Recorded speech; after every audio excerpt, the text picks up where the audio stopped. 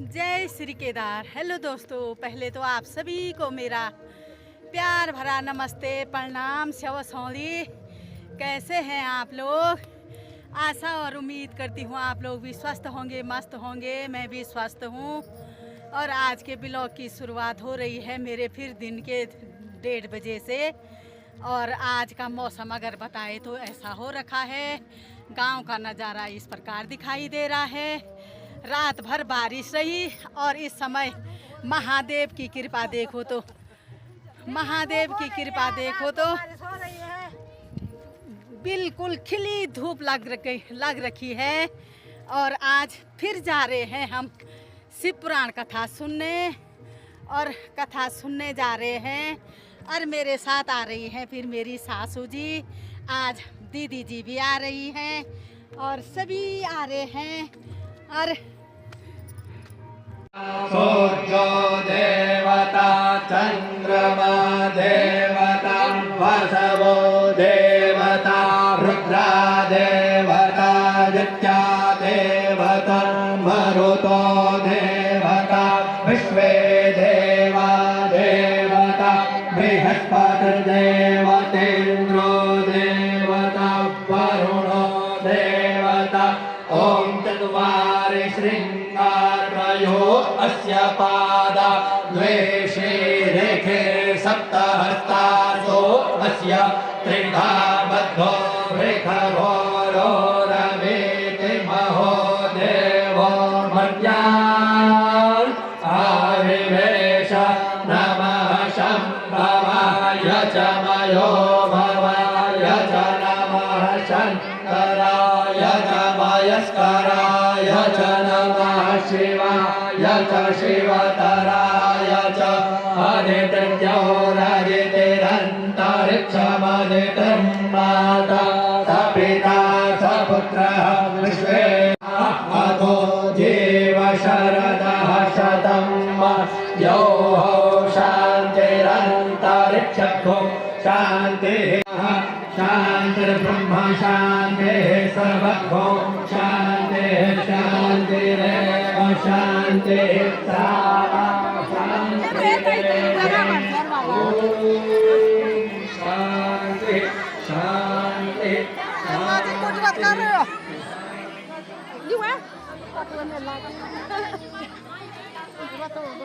हर हर महादेव, हर हर महादेव।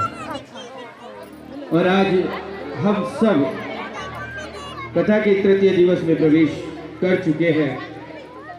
परम पूज्य देवी जी हम सब के मध्य में पधार चुकी हैं और हम सब आतुर हैं उस पल के लिए, उस क्षण के लिए जहां पर भगवान भोलेनाथ की वो कथाएं, वो आनंद, वो क्षण हम सब श्रवण कर पाएंगे, जहां पर किस प्रकार से भोलेनाथ हम सब भक्तों की पीड़ा को हर लेते हैं, किस प्रकार से जन्म मृत्यु जरा व्याधि पीड़ितम कर्म बंधनी ही, ऐसे भोलेनाथ की महिमा को श्रवण हम सब लोग करेंगे। परम आनंद, परम सौभाग्य का क्षण हम सभी के लिए है। वो देवभूमि जहाँ पर कण कण में भोलेनाथ की भक्ति, भोलेनाथ की साधना, भोलेनाथ स्वयं विराजमान है। ऐसी पावन धरा पर हम सब इस आनंद को प्राप्त कर रहे हैं। और ये मानिए कि जब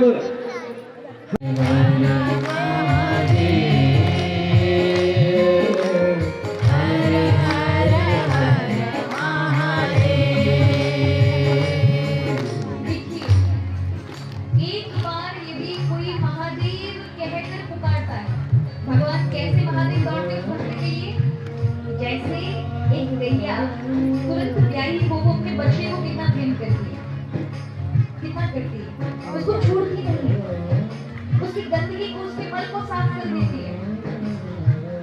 इस संसार में कोई भी माँ ऐसी नहीं है जो अपने बच्चे का इस प्रकार से पवित्र करना चाहे कि उसकी गंदगी को भी खा जाए, उसको पवित्र करना चाहे। ये दो माता महादेव एक बार महादेव बोलने पर अपने भक्त को बचने की तरह प्रेम करते हैं तो उसके जीवन के समग्र अवगुण, समग्र ताप संताप कष्टों का हरण करके और जैसे बछड़े को माँ सहलाकर अपने नजदीक रखना चाहती है, ऐसे उस भक्त को भगवान अपने समीप रखते हैं। इसलिए गाइए, क्योंकि एक बार महादेव का नाम लेने पर महादेव की कृपा प्राप्त होती है। तो सब गाते हैं। हर हर हर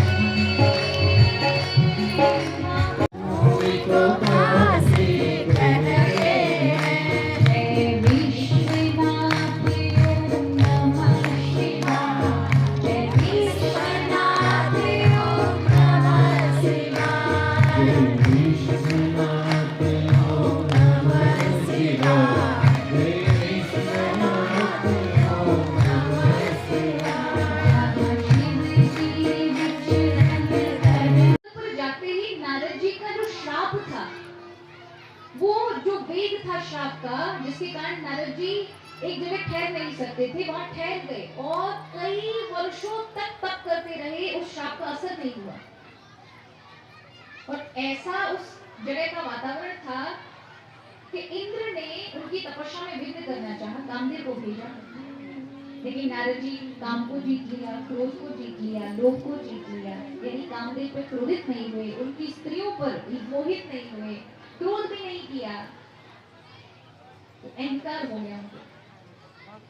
जैसे उस जगह से बाहर निकले उनके मन में हुआ हमने काम को जीत लिया, इंद्र हमारे चरणों में पड़ गया, हमको सब जगह से ये कहा जा रहा है कि हमने काम को जीता है, क्रोध को जीता अपनी तपस्या के बल पर। उस जगह से निकलते ही नारद जी की बुद्धि अहंकार में आ गई और महादेव जी के पास गए तो महादेव जी ने मना किया, देखो तुमने हमको तो बता दिया, हमने कहा ना कि अपनी प्रशंसा व्यक्ति करता ही रहता है और यही सबसे बड़ा अवगुण है, अहंकारी का अवगुण यही है। तो नारद जी ने जाकर के अपनी प्रशंसा की महादेव के समक्ष, तो महादेव ने कहा मुझसे तो कह दिया है, लेकिन अपनी जो इष्ट है नारायण को वो बात चलाकर भी कहे तो भी मत कहना। तो नारद जी कहाँ मानने वाले, मन में सोचने लगे अच्छा खुद ने तो कामदेव को जीता नहीं, जला के भस्म ही कर दिया, इतना क्रोध कर दिया उस पर। हमने काम को जीता, क्रोध को जीता, तो हमारा सहन नहीं हो रहा कि मुनि ऐसा ही साधारण सा मुनि इतना बड़ा काम कर ले, हम तो जरूर बताएंगे। और जाकर के गए, चलाकर भगवान नारायण से बताया कि हमने काम को जीता, बहुत दिन हो गए इसलिए यहाँ पे नहीं आ पाए। भगवान ने कहा अच्छा ऐसी बात है, अरे आप तो बहुत बड़े साक्षात भगवान हो गए हैं। भगवान ने भी चढ़ा दिया उनको। और देखो कैसी माया लगी कि वही नारद जी जो कह रहे हैं भगवान के समक्ष हमने काम को जीता, क्रोध को जीता, कोई स्त्री हमको नहीं फंसा सकती, कोई भी जीवन का काम या किसी का क्रोध हमको नहीं फंसा सकता। पुष्प जीव मात्र सब पर पड़ करके उनको ऊर्जा प्रदान करती है। उसी प्रकार भगवान की शक्तियां ही समग्र संसार को चलाती हैं और शक्ति के कारण ही किसी व्यक्ति के अंदर अगर किसी व्यक्ति का सम्मान हो रहा है, कुछ विशेष माना जा रहा है, उसका गौरव माना जा रहा है, तो उस व्यक्ति का गौरव या उस वस्तु का गौरव नहीं है, उसके अंदर जो भीतर छुपी हुई शक्ति है उसका पूजन है, उसका सम्मान है। इसलिए शक्ति की बड़ी महिमा है। शक्ति सर्वत्र पूज्यन्ते, शक्ति का सब जगह पूजन है, ऐसे समझिए।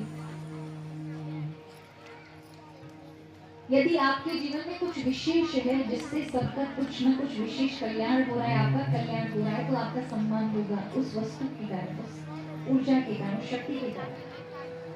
अगर वो हट जाए तो आपका कोई सम्मान नहीं होगा। उदाहरण दिया है, खोपड़ी के बाल अगर हट जाए सिर से, कंघी करोगे? जो टूट जाते हैं तो कितनी कंघी करने जाते हो आप? जो गिर गया अपनी स्थिति से अलग हो गया, उसकी कोई पूछ नहीं होती। नाखून गिर जाए, दांत गिर जाए तो पेस्ट करने जाओगे? टूटे दांतों को कोई नहीं करता, डब्बे में डाल देते हैं, कूड़े में डाल देते हैं, फेंक देते हैं। उसी तरह शक्ति जब तक है तब तक ही आपकी पूछ है, सम्मान है। इसलिए शक्ति के प्रति कभी भी समझौता नहीं करना चाहिए, सच्ची शक्ति के प्रति आलस्य नहीं करना चाहिए। कोई विशेष चीज आपके अंदर भगवान ने प्रदान की है तो उस विशेष चीज को आलस्य नहीं करना चाहिए कि नहीं ये तो होता रहेगा, ये तो मुझे प्राप्त है। वो धीरे धीरे आपके जीवन से चली जाएगी और पूरी तरह से चली जाएगी। यदि आप चाहते हैं कि आपकी शक्ति का दोबारा से जागरण हो आपके जीवन में, तो कभी जीवन में आलस्य नहीं करना, उसके लिए निरंतर मेहनत करना। तो शक्ति सर्वत्र पूजन्ते, वही आपकी महिमा को, आपकी गौरव को बढ़ाने वाली है। तो शक्ति की उपासना के लिए 9 दिन बताए हैं, नवरात्रि बताई है। 9 ही दिन क्यों? क्योंकि माँ के गर्भ में हम 9 ही दिन 9 महीने रहते हैं। ये जो समग्र संसार है ये माँ का गर्भ है, पार्वती का गर्भ है, उसमें हम सभी रहने वाले जीवात्मा हैं। जब हम 9 दिन 9 रात्रि, रात्रि माने वो समय जब हम विश्राम करते हैं, जब हमें संपूर्ण थकान का विश्राम प्राप्त होता है, थकान मिटने का समय होता है, वही रात्रि का समय है। जब हम देवी की शरण में जाते हैं, जब हम माँ भगवती के समक्ष खड़े होते हैं, तब संसार से थकान उतार के हमें विश्राम प्रदान करती है। हमारे शरीर को, हमारी वाणी को, हमारी बुद्धि को, हमारे मन को, हमारे जीवन की संपूर्ण अलग कलेश को। इसलिए देवी की उपासना करनी चाहिए। तो भगवती जगदम्बा ने सती रूप लिया। दक्ष प्रजापति ने भगवान शिव का अपमान किया। हरिद्वार में कनखल है, कनखल में भगवती सती का पीर माना जाता है, वहां दक्षेश्वर महादेव आज भी विराजमान। तो इसी हरिद्वार में दक्ष प्रजापति ने बहुत बड़ा यज्ञ किया और यज्ञ में सबको बुलाया, भगवान शिव भी गए। अब दक्ष प्रजापति विलंब से आया, उसको देखकर सभी देवता खड़े हो गए। शिव जी जो किसी से हमेशा सबके प्रति संभाव रखने वाले, जिनको कोई नाम नहीं उनको भी अपना ले, ऐसे शिव उस समय ध्यान में मग्न थे, नहीं उठ पाए। तो दक्ष ने आकर शिव को अपमानित किया। भगवान से कहा कि इस मूर्ख को मैंने अपनी बालिका दी, इतनी सुंदर रग नैनी मेरी कन्या को, इस ऐसे वर को मैंने दिया जो शमशान में भूत प्रेत अपवित्र अवस्था में रहता है। अरे देवताओं, आज से कोई भी यज्ञ में इसको भाग नहीं देगा, कोई भी, आज मैं इसका अस्तित्व मिटा दूंगा। तब तक विष्णु जी का समाज आया। अब तो जितने बुजुर्ग थे सबको पक्का विश्वास हो गया यही दूल्हा है। सबसे सुंदर अब तक जितने समाज है सब में सुंदर, उसकी क्या ठाट है, सब स्तुति गुणगान करके चले आ रहे हैं। सुंदर सुंदर महाराज गरुड़ इत्यादि चल रहे हैं, इतने सुंदर आभूषण पहने हैं, यही है।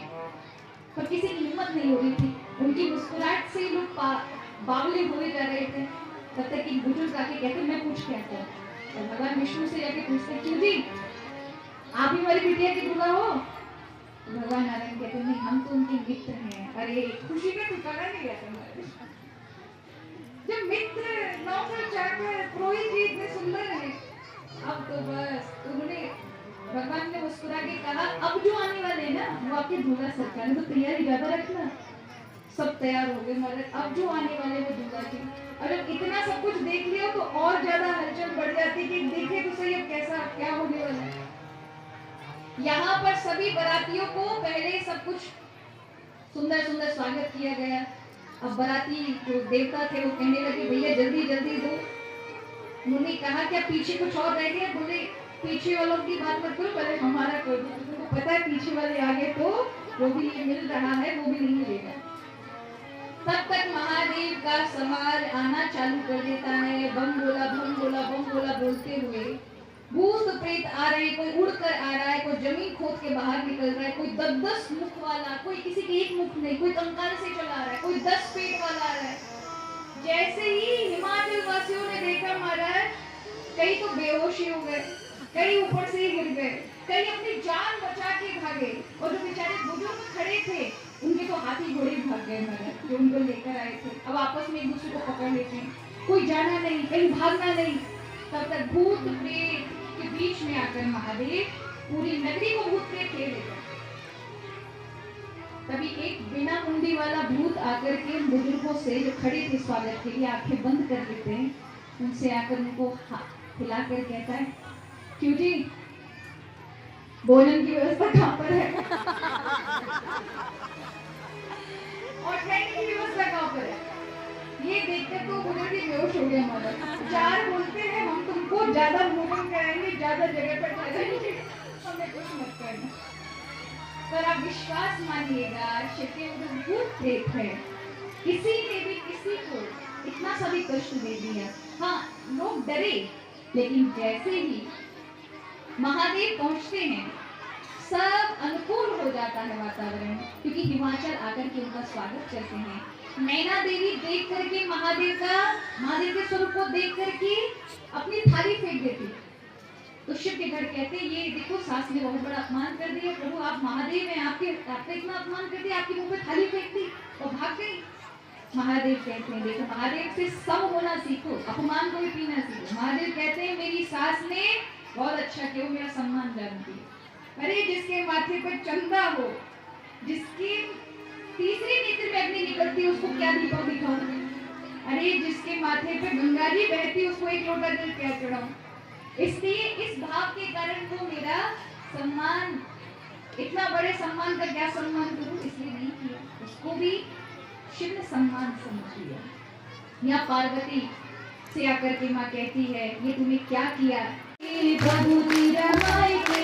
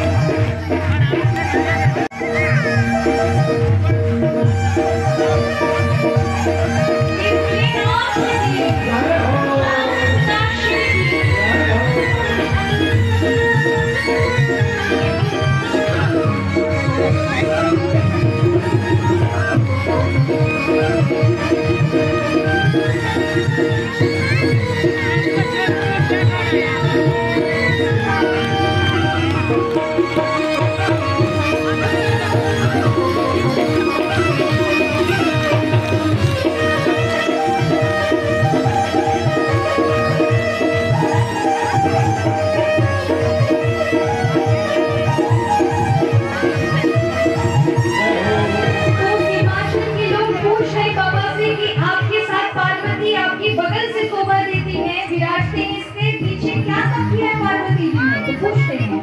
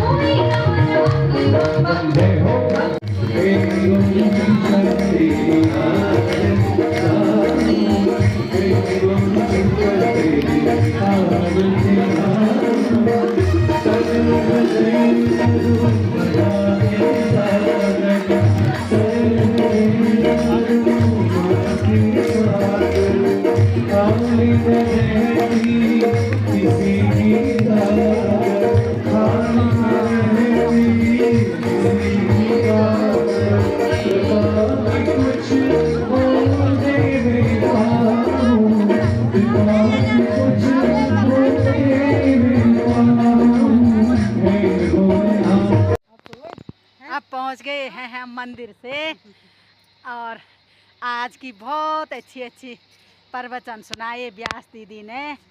आज था तीसरा दिन और आज काशी शिव जी की जो शिव जी ने अपने त्रिशूल पे जो काशी विश्वनाथ जो काशी नगरी बसा रखी है उसकी महिमा हमको सुनाई। बहुत अच्छी लगी हमको। आज शिव जी और पार्वती जी का विवाह भी हुआ। कथा में बहुत अच्छी नृत्यकाएँ भी पार्वती शिव जी सबके स्वरूप दर्शन हुए। बहुत अच्छी कथा लगी आज सभी को और पहुंच गए हैं घर और आज की वीडियो करती हूँ यहीं पर एंड। अगर आप लोगों को वीडियो पसंद आई तो लाइक कमेंट फॉलो ज़रूर करना। अगर नए हैं तो सब्सक्राइब करना और मिलते हैं अगले दिन अगली सुबह अगली वीडियो के साथ। तब तक के लिए जय देवभूमि, जय उत्तराखंड, जय बद्री विशाल।